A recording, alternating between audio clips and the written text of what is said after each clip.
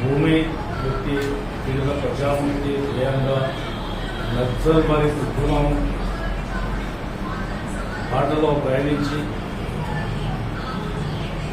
అందులో అమరులైనటువంటి అమూల్యమైన కామ్రేడ్స్ అందరికీ కూడా ముందుగా సిపిఎంఎల్ చంద్రపుల్లారెడ్డి పార్టీ విప్లవ జోహార్లు అర్పిస్తూ అదే సైద్ధాంతిక బేసిక్గా నూతన ప్రజాస్వామిక విప్లవం దానికి ఇరుసుగా వ్యవసాయిక సైద్ధాంతికం మీద పనిచేసినటువంటి ఎంవి ప్రసాద్ అన్న అట్లనే వసంతక్క వీళ్ళు తమ అమూల్యమైన జీవితాన్ని కడు నిరుపేదలకు అంకితం చేసి గోదావరి ప్రతిఘటోద్యమము ఇటు వరంగల్ కేంద్రం నుంచి మొదలుకుంటే గోదావరి పరివార ప్రాంతం రాజమండ్రి వరకు విప్లవోద్యమాన్ని నిర్మించి లక్షలాది ఎకరాలు దాదాపు 5 లక్షల పైన 5 లక్షల ఎకరాల భూములు పోడు భూముల్ని గోదావరి పరివార ప్రాంతంలో వీళ్ళు పేదలకు పంచిపెట్టినటువంటి సందర్భంలో అదే ఒక గిరిజన అమ్మాయిగా వచ్చినటువంటి ఉద్యమంలోకి వచ్చినటువంటి వసంతక్కని ఒక గిరిజన అమ్మాయిని తన పార్టీ ఐడియాలజికల్ మీద పెళ్లి చేసుకోవడం జరిగింది. సంతానం ఏడ కలుగుతుందో సంతానం అడ్డంకి విప్లవోద్యమానికి అని చెప్పేసి వాళ్ళు ఇద్దరు కూడా సంతానం వద్దనుకొని కూడా వాళ్ళ జీవితాన్ని పేదలకు అంకితం చేసినటువంటి ఆదర్శప్రాయమైనటువంటి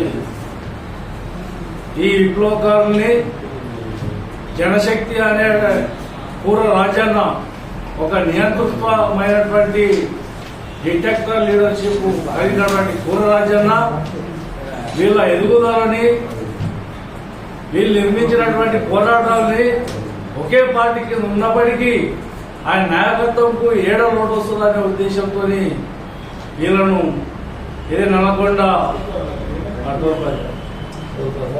మోతే టోల్ ప్లాజా దగ్గర కిరాయి గుండాలతోని ఒక అంతక ముఠాతోని అత్యంత దారుణంగా నిరాయుధులైనటువంటి వసంతక్క ఎంవి ప్రసాద్ని కాల్చి చంపడం జరిగింది. ఇప్పటికీ 19 సంవత్సరాలు అయ్యింది.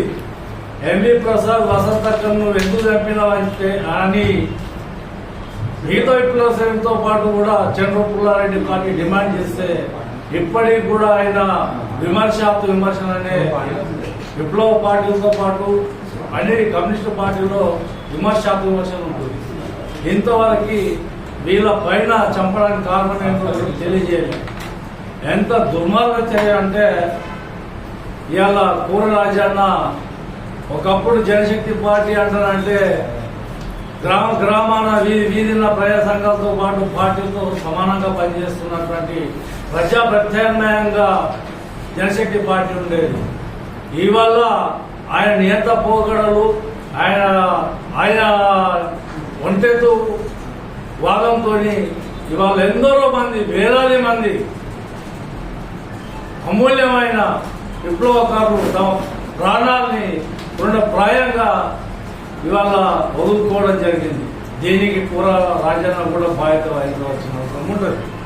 అదేవిధంగా ఎంవి ప్రసాద్ అన్న వసంతక్క చంపిన విషయంలో కూడా ఆయన నేతృత్వం ఏదైతే జనశక్తి ఉందో బేషరత్తుగా సిపిఎంఎల్ చంద్రపుల్లారెడ్డి పార్టీ డిమాండ్ చేస్తూ ఉంది.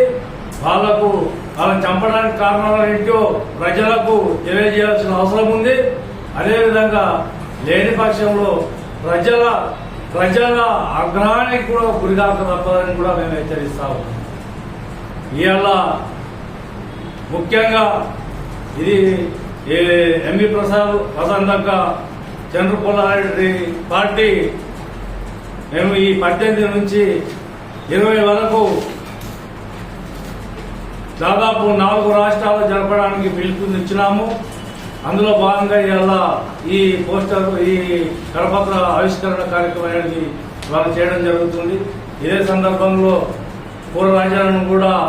మేము డిమాండ్ ఆయన చంపడానికి గల కారణాలు అవన్నీ కూడా పార్టీ జనశక్తి పార్టీ ఇచ్చినానికి కారణాలు, ఆయన పెడదోరని ఇచ్చిన కారణాలు ఇవన్నీ కూడా జనశక్తి అంటే ఆయన సొంత జేబు సంస్థ కాదు.